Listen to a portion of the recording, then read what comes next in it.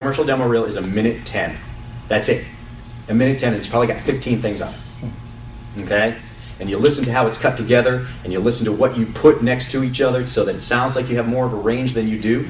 If you only have one voice that you use, but maybe one's you can use a little more energy, or you can be a little bit more serious. It's sometimes the production that also helps sound like you've got more range than you do. You put music behind the dramatic piece. Maybe the up-tempo one, you're out at a ball game and there's sound effects in the background.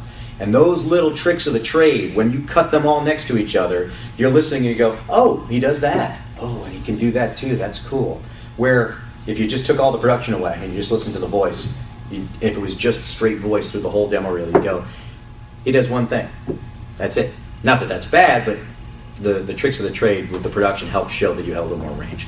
So teacher says, or the coach says, you know what, man, you're doing great. I want to record you. We'll do some fake spots. We'll put together a demo reel. It'll be great. It'll be X amount of dollars.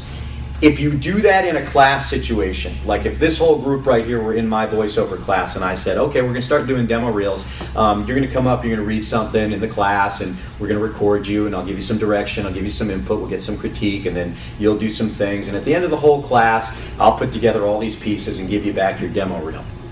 That's mistake number one. I know people that teach like that. That's mistake number one. That's not how I collected my elements. I didn't work in a group situation, in a class where you're supposed to be able to make your mistakes and learn from them. I did that in a session. I had a recording session with my director or with my engineer, and it's one-on-one, or maybe there's two people in the room, there's not other actors in the room, and those were finished commercials that were, then I collected them and cut them together. So you should be recording your demo reel in a one-on-one situation. That coach should take you to a studio and work one-on-one with you so that you can really focus on the work, and it's not the watered-down version of a class situation. You know, it's just, I know some people teach that way, but I just don't feel you as the student benefit from that one-on-one input that you would get in a real session. So then let's say you go one-on-one. I've taken the best of the class and we're going to do some recording. We go to a studio. You learn how to work on the microphone. You learn how to work with your headphones so that you don't put them on in front of the microphone and cause feedback and blow the speakers and get the engineer to never want to see you again in the studio. Little things, just understanding the dynamic of what it means to be, I'm in the booth, I'm ready to go, got my script in front of me. Great thing about voiceover work is I can dress like this to go to work, right? So it's not about how you look in there. It's about how you sound. It's about listening to the director, making those choices. And, you know, you don't have to look at those people. You just got the script in front of you. You got the words in front of you. Think about if every actor who ever acted, you know, we've got cue cards now and teleprompters all over the place. But imagine if all you ever had to do was just read it off the page.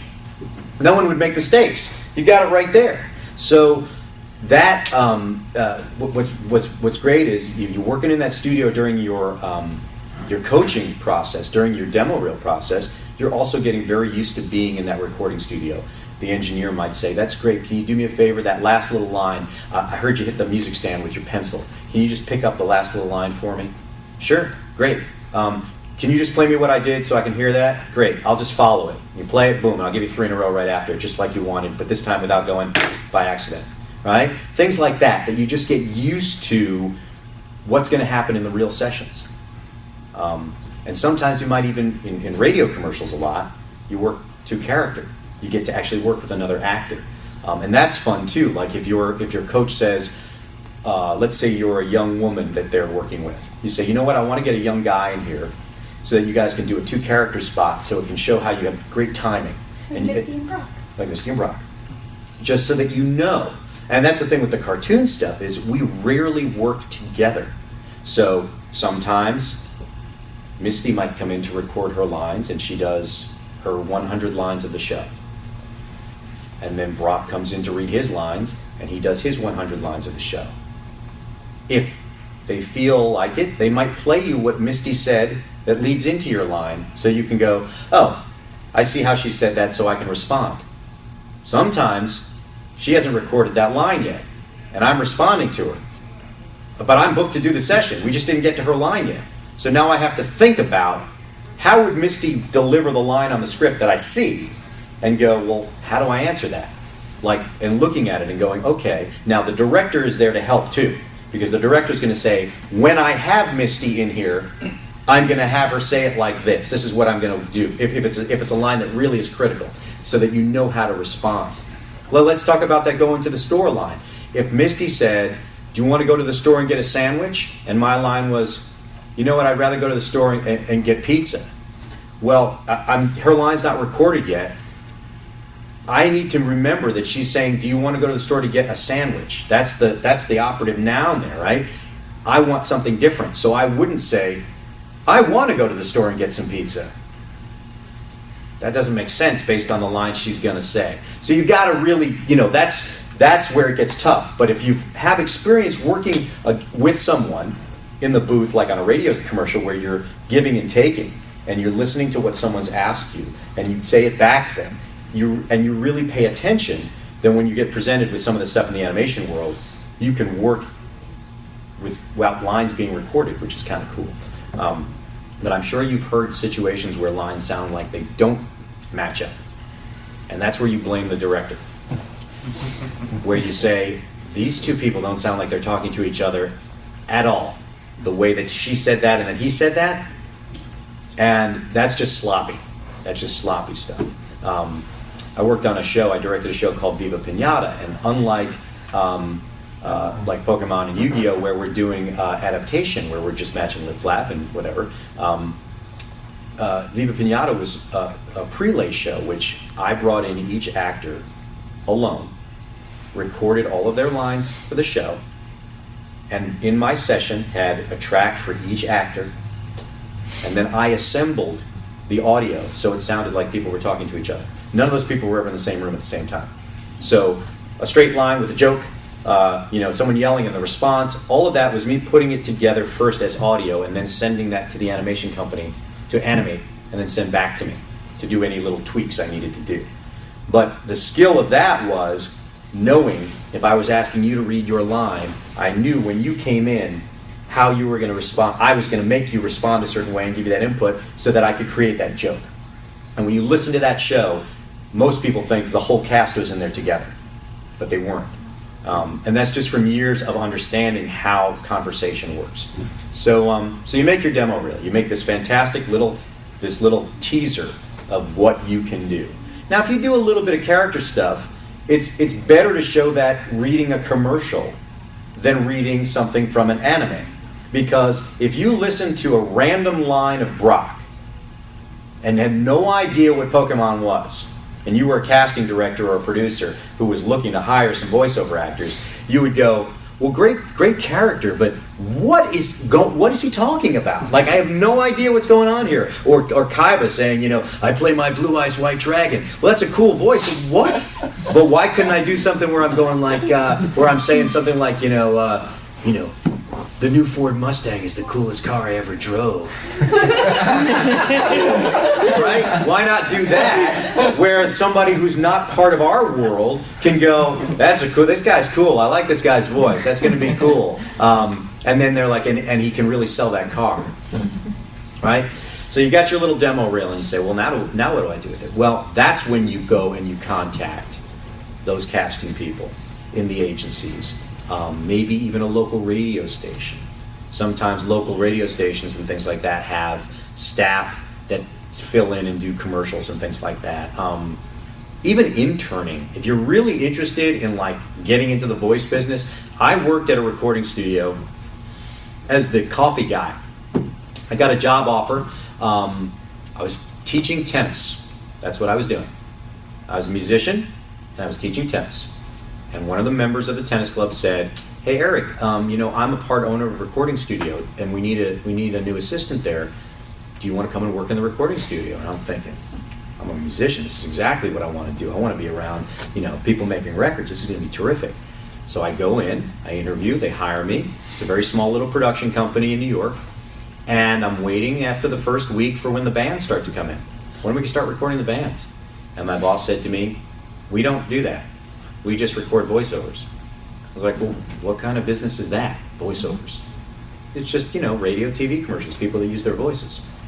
You make a living doing that? I've watched commercials my whole life, but, that's just a job, that's it? They're like, that's what we do. So I call it the Karate Kid way of learning how to do voiceovers. I was wax on, wax off. I was cleaning the counter, making the coffee, absorbing what was going on. I went from coffee guy, which was like basically production assistant, I could make copies and things like that, to assistant casting director, to then producer, and then I finally ran the studio. Okay, and I did that. It was a 10-year internship that turned into then being in charge. And I think that in today's society, that is something that has gone away, that is better training than any school that you could go to. If you want to be a great carpenter, you find a great carpenter and you go and ask him if you can be their assistant. Apprenticeships. I know more about recording. I can engineer, I can edit. I've got my own studio at home now. I learned more from being in the recording studio, absorbing what was going on, because those things that I experienced cannot be taught in the classroom. And I didn't know I was going to be a voiceover actor, or as part of what I do. I thought I was going to work in this recording studio. I went on big major tours as a rock guy. I was having fun doing that. Voiceovers became, wait a second, I can do this and travel and play music. It's a great way. I can leave town and come back to town. And it's much more flexible than a staff job. But I would never have said, if you asked me in high school, Eric, what are you going to be when you grow up? I would have told you I'm going to be a singer-songwriter. I knew that. But I would never have told you I was going to be a voice actor. It was not a dream of mine. I liked cartoons, I liked that stuff, but by being immersed in it, it was a great experience. So if you find that there's a production studio around here, and they say, well, we're not hiring. Do you guys do voiceover work? Oh yeah, we do a lot of that stuff. Do you need someone to help clean up? Like, put the garbage away at the end of the day, or just keep the studio neat? Now, I'm not saying give up a day job if that's what you've got, but if it's a passion you have, and you can find a place that lets you do that, you will find that you will learn so much, and you will also be given opportunities that you never thought you would. I became a voice actor because as a casting director, when I would hold a big casting session, let's say it was a guy and a girl, and I got 20 girls coming in, I got 20 guys coming in. At the end of the session, 2 guys didn't show up. I've got 2 girls waiting in the waiting room to read with somebody, and there's nobody there. I'll just jump in the booth and read with them so they have somebody to play off of, so that the girl that came in or the 2 girls that came in at least get an opportunity to audition with someone. Because if I just let them read by themselves, answering questions that don't exist, they're not in the same light. They don't have the fair shot that the other people did. So I started reading with people. And then those clients that got those casting tapes would say, we really like the last guy.